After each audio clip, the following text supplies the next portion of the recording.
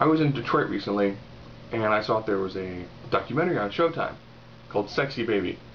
I read a little bit about it, and it deals with three women, and with the new heightened amount of sexuality and mainstream penetration of the adult film industry on the way that, it deals with women, as well as the undeniably huge invasion of privacy that is social media. You have three different people. You've got the woman who was Nikita Cash, who was in her 30s. So you have a person who was in the porn industry, who is now no longer in the porn industry, and she spends lots of her time teaching women how to do pole dancing from an aerobic standpoint, as well as a pseudo-erotic standpoint, as well as her trying to have a normal life after porn, and all the trials and tribulations that she has. Interesting thing, they do focus a decent amount on her and some of the different things that she's going through, as well as, trying to find a man who will love her for her getting married, trying to have a kid. It's different. It shows, that when people leave the industry, the lasting effects that it has. Then you have a girl who's 22. I want to say her name is Laura. She has the smallest portion of this movie. She had a boyfriend at one point in time who joked about the size of her labia. So she's going to go in for labiaplasty. Yes, a cosmetic procedure for removing additional labia material. There's a doctor who does this exclusively. Says he does it 5 times a day, 5 days a week. So that means he's adjusting 25 labias a week. Another reason why is because the men she hangs out with always make fun of, man, she had roast beef curtains. If you know the terminology behind it, you picture how I'm acting in your mind. So it makes her feel very self-conscious. So a lot of her self-esteem, ironically, comes from the way her labia looks. I'm not joking. After she has the surgery, she talks about how excited she is and how much more self-esteem she has for a part of her body that people would only be seeing if they're about to engage in intercourse with her. But because of how many vaginas people have seen in porn, they have a set idea in their mind of this is how it should look. This is how a woman should look naked, which is really bizarre because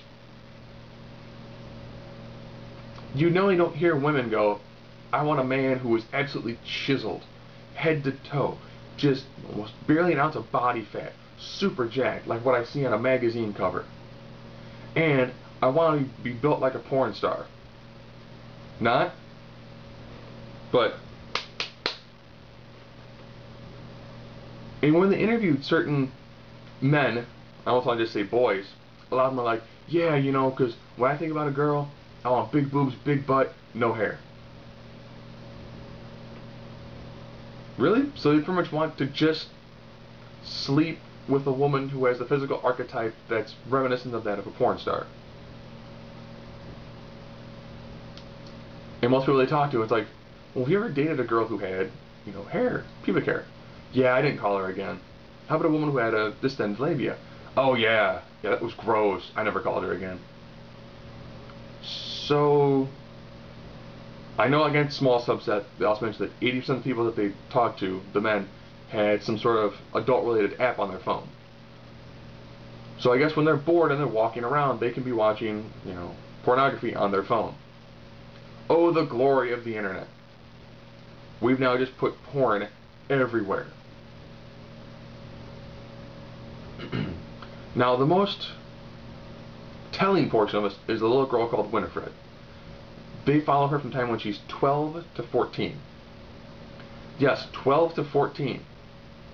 When you first meet her, she's, she does acting, she does gymnastics, she does all these sorts of things. Seems like a really, well-rounded girl coming from a split family. Father's still involved in her life. Mother's like, a high-priced lawyer. And then over time, she begins to succumb to certain things like the pressures of Facebook. She even mentions that Facebook is like 30% of my time, and it shouldn't. She also makes a comment, I'm going to paraphrase, that the life you have on Facebook is a different version of you. It's a lot more fun and exciting. It's a lie. But then over time, the lie begins to take over your regular life, and you try to live out your Facebook fantasy life in real life. So you get to see her go from, like, socially conscious girl, dressing, really prim and proper, to the age of, like, 13. Now she's wearing, like, fishnets, shirts where, the side of her bra is exposed, and looking kind of like a Lolita. And it was weird, because you see, very intellectual. To go from somebody like, good head on her shoulders, lives in New York, everywhere you look, it's just, there's just sex being sold for everything. New cologne, half-naked dude. You should wear condoms. Bunch of porn stars. With gigantic ads. But still seem pretty level-headed. Then she went to a Lady Gaga concert, and they talked about what people wear going to that concert. And lots of them are dressed more like they're working at a brothel, or like it's an S&M show. Or, of course, they're going to be at an adult convention. As well as bits and pieces of how the idea is certain people own their sexuality. Ironically, you own your sexuality in a given context. Once that context is removed, what's left behind is the sexuality. The idea of owning one's sexuality is an individualized perception. As crazy as that sounds, you can talk about somebody owning their sexuality and using it to their advantage within a given context. If you were to take somebody who's doing something very female empowering, Mia Hamm, for example, when they won, what was it, the gold? They won a huge soccer event. I want to say it was the Olympics. Mia Hamm took off her shirt and ran around. It was excitement to be empowering, but then you see the still shots, and then you have an athletic woman in a sports bra. And all of a sudden, it becomes hypersexualized. All of the context is removed. And you see a lot of that in her character. And then she starts going through all these times when she wants to do photo shoots with her friends for Facebook.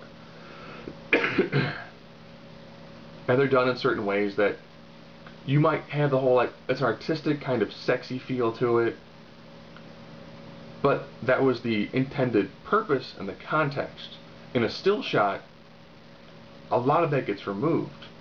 And whatever somebody wants to see and portray into that picture becomes their own reality. The thing about this documentary is that it goes surface deep. With the exception of Winifred and the way that she feels her life has become more and more sexualized, and it's part of it's hormonal, part of it's also, the lack of having two parental figures at the same time, as well as the amount of technology in her life, and the way the environment around her is almost entirely geared towards, if you're not making out with somebody, something's wrong with you. And that's interesting. The part with the woman having the labiaplasty, you really don't learn much about her beyond what her day job is. And then she had a bag with the boyfriend, and her self-esteem comes from her labia. The woman who was the porn star, you get to see her actually go from having to work in clubs and not really enjoying the lifestyle to her actually, having a relatively decent family life. So, pretty interesting perspective. Does it give you any answers? No. Could you have probably done like a 5-hour documentary and still not have gotten really any farther? Potentially. But it's an interesting conversational point. It's a good starting point in the conversation.